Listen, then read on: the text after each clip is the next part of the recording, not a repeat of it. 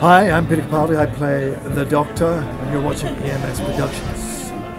Hello everybody, and welcome along to something slightly different for today's video. Something more related to what I'm actually doing professionally at the moment, because of course, as a lot of you know, I'm working as an apprentice at the BBC. And in the last few months I've been working on a show called Front Row, which is a Radio 4 programme that goes out every night at 7:15. And it's a sort of arts and media magazine show, would be the best way to describe it. But basically I got the opportunity to put together a little feature about Doctor Who and about regeneration in Doctor Who. So I was able to contact Crystal D, who I got involved in doing it, so she was able to kind of give all the audio and the dialogue for it, just kind of explaining what regeneration is, some of the best moments of regenerations in the past, and also teasing this year's Christmas special. And then I was able to put it all together, edit it and everything. So I thought, just for you guys who probably haven't noticed it, haven't picked up it on Twitter or anything like that, or overseas, I thought I'd let you guys have a little listen to it. And a little bonus treat at the end from a certain guest who happened to be in the studio and was formerly in Doctor Who. So have a listen. Now, for Doctor Who fans, 5:30 on Christmas Day afternoon is a big moment, the start of a special episode in which the Time Lord becomes Time Lady, as Peter Capaldi hands over to Jodie Whittaker, who becomes the 13th Doctor and the first ever woman to play the part. The episode will also see the return of Doctor Number 1, originally played by William Hartnell, although as Mr Hartnell died in 1975, this time he's been recast with the actor David Bradley. But just what exactly is regeneration? Why is it such a big deal in Doctor Who? We asked the presenter of the YouTube channel Doctor Who, the fan show, Crystal D.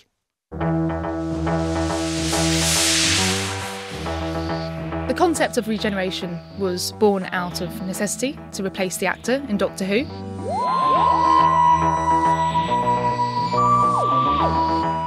But it's also become part of the show, and it's also become this sort of dramatic device. It's actually something that takes you on a real emotional roller coaster when watching the show, saying goodbye to the actor who's playing the Doctor currently, and saying hello to the new actor, and getting those first impressions and that first taste of what that character's going to be like.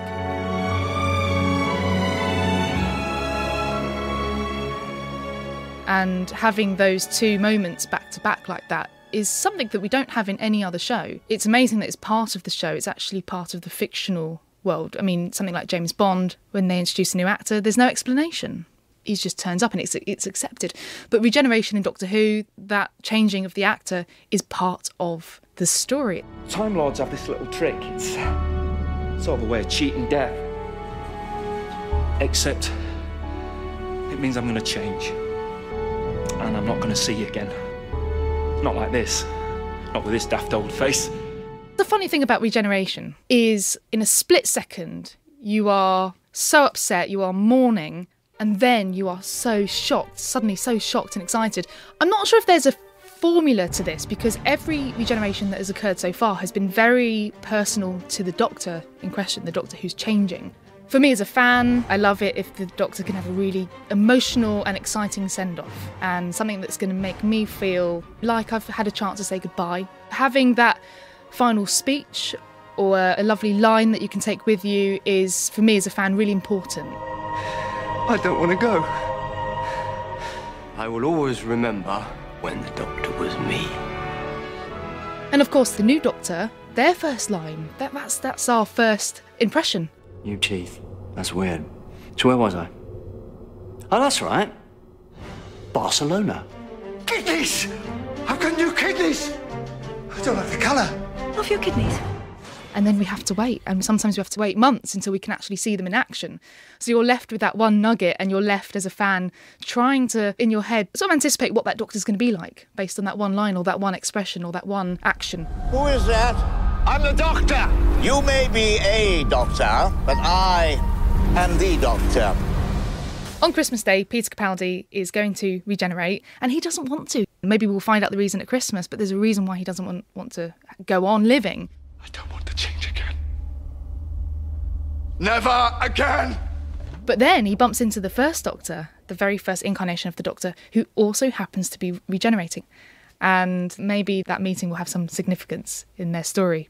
But it's very exciting. It's always very exciting to see multiple Doctors. But this time it's got this regeneration twist. So this Christmas Day, like with all regenerations that have gone before, Doctor Who fans everywhere are going to be really, really excited, but maybe a bit scared as well. Here's a toast. A happy Christmas to all of us. Same to you, Doctor. Incidentally, a happy Christmas to all of you at home. Crystal D reporting. You can see the next Doctor Who Regeneration on Christmas Day, 5:30 on BBC One. And Tracy Ann Oberman, who's still with me in the studio, has just pointed out, of course, you used to be in Doctor Who. I was Yvonne Hartman, head of Torchwood, in David Tennant's, when he took over as Doctor. Did you witness a regeneration at first hand, though? No, but as a child, I was a huge Whovian, and I still remember the trauma of seeing a big spider jump onto John Pertwee's back, and with no spoilers or anything like that, he suddenly turned into Tom Baker. It was deeply traumatic. You're a Whovian. That's what we call ourselves. Yeah. Did you actually? So you didn't see a regeneration. You weren't there when I wasn't there was when passed. Dave. No, but I did have to go into a TARDIS. I fought the Daleks and the Cybermen, and I did hold the screwdriver.